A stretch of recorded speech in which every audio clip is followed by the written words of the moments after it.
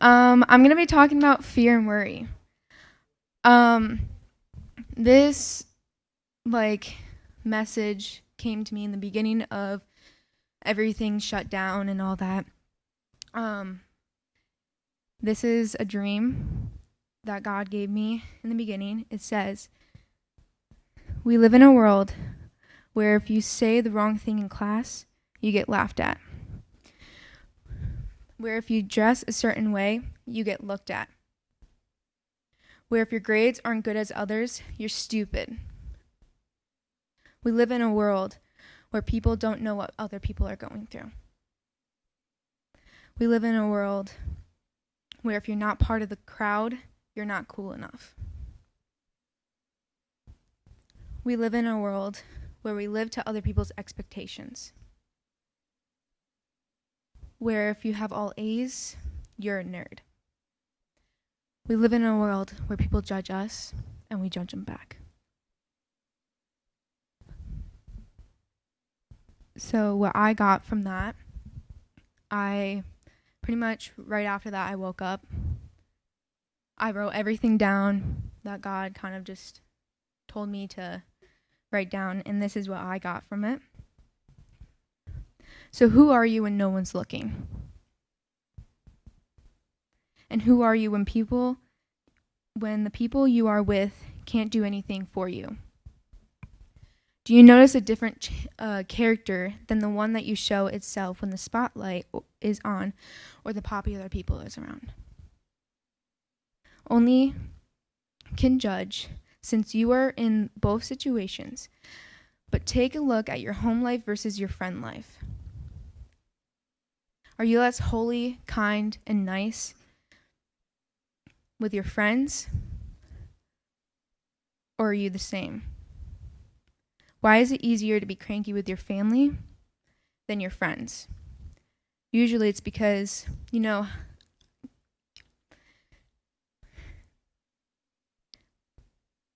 they can't do much for you as far as your social life goes. You aren't trying to impress them like you are with your friends and your acquaintances. But who are you when the most important moment is who you truly are?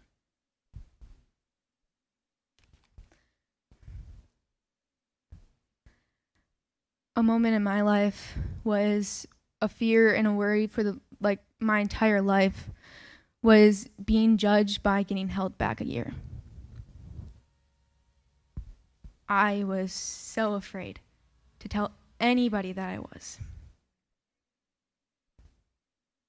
But just right in the moment, the heavy weight went off my shoulder. The heavy weight, like fear and worry, it's a heavy weight on your shoulder because the devil puts it there. It's trying to attack you when God's trying to put your fire in you. That's the only time when it kind of just slips in.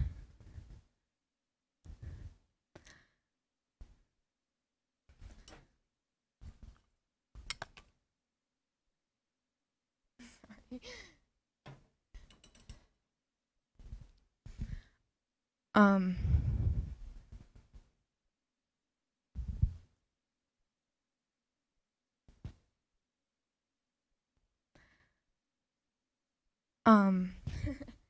another worry or fear that was in me was when I moved to a new school.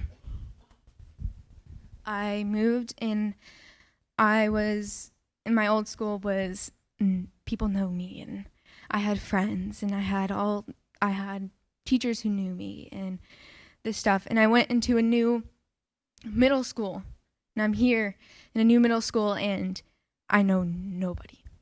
I know no teachers. It's different. I tried to change myself to be somebody else and try to take a different path. And it lead me away from God. The fear and worry lead me away from God. Just by one thing.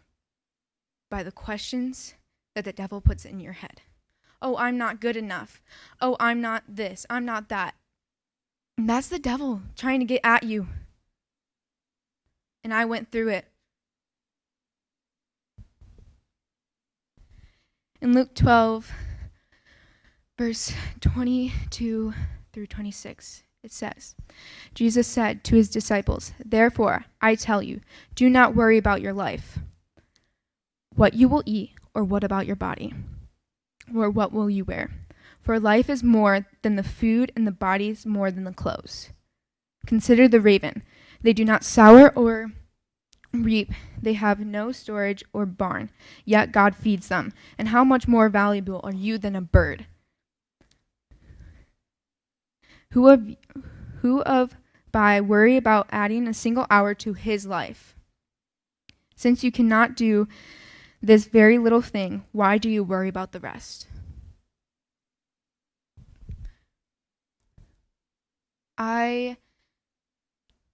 When I went through middle school the first year, it was very tough for me trying to find my path back to God. And there was moments where I didn't want to come to church, but I did anyways. But I did nothing. I just sat there. I didn't go into the Spirit. If there was any time when God would try to tell me something to say, I would cut it out. Be like, no, I'm not worth enough to do this. I don't have the plate to do this.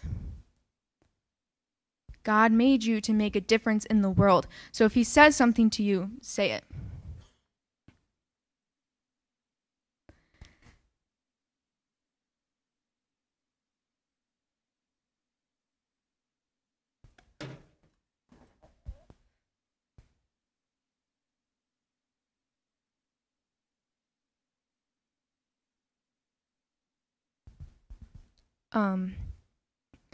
Also, another thing is you don't know what other people are going through.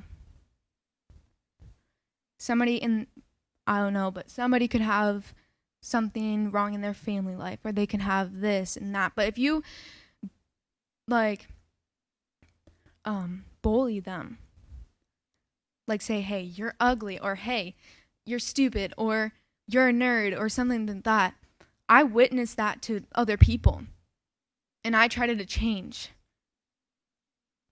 with these kids who would bully these disability kids. And I was sick of it. God gave me in 6th grade something to lead me back to God, was to help those kids. I put on a dance and made 4 choreographies for these kids.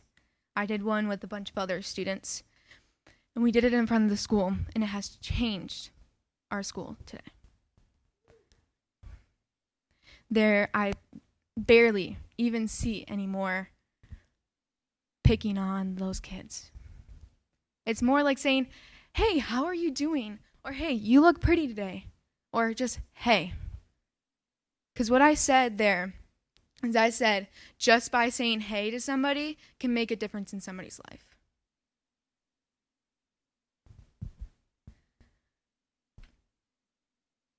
And what I have learned from all this and being so scared to put myself out there was definitely like this year, I for sure put myself more out and try to get better grades and try to actually do something to get me motivated with God. When we shut down, everything shut down, I started doing devotions. And I have notes and I have advice from God. And I go and read a bunch and I find out what they all mean to me. And I write tons of stuff that God gives me. So this is something that I keep myself with God and try myself to not go back into the fear and the worry or anything else. This is something I always carry in my backpack if I want to. Always carry it with me because it's just something I can like look back on if I'm like, I don't have, like, let's say I have a test and I'm worried about it. I can flip to fear and worry because I have one of those, and I can read it, and it gives me the courage to do something. I did it today, actually, and I got 100% on my quiz. Another thing I carry a lot is a Bible. I always have it if God tells me a verse. Even at school, there's moments where God tells me a verse, and I'm like, I need to find this verse right now because it might mean something right now, so I need to find it. Something I carry about a lot. Another thing that God gave me in 6th grade, end of 6th grade, I would say, is the dreams that he would show me. I have tons of just books full of dreams of God who told me anything. I always have a journal on my desk, quickly write it when I wake up, or I wake up right away and I write it down because I know I will forget it. I have tons of these. And sometimes I pull them out and try to read it and see, does this have something to mean my life right now? Like at winter retreat, I shared that dream, and it came to me in February, before we had winter retreat this year, the beginning of February. And I'm not joking. The ending was never to me. I never knew what it meant. Nothing. I just knew it was in this room. And the pressure was on me. I was like, I don't know what this means. I don't know all this stuff. And I was like, is this actually God? Is this just the devil trying to get at me? All these different things were going through my head. And I was like, don't know what to do. Like, do I tell somebody? And that's when I went to Ange and told her about it. And I was like, I don't want anybody knowing about this. Because I don't want to get somebody's hopes up like this is going to happen. So I tried to keep the dreams in the right moment where it's supposed to be. So, yeah. Another fear and worry that I had was when I was in my dad's class, 5th and 6th grade, I would say, I closed myself from a lot of friends in my dad's class and my school. I closed myself off. And you all know, I'm a very talkative person. Very, very talkative person. And I stopped talking. Like, I stopped talking to my friends. I would only say a couple words. Because I was scared. I was scared and scared and scared and kept going and kept going and kept going until I was completely out of what I was supposed to do.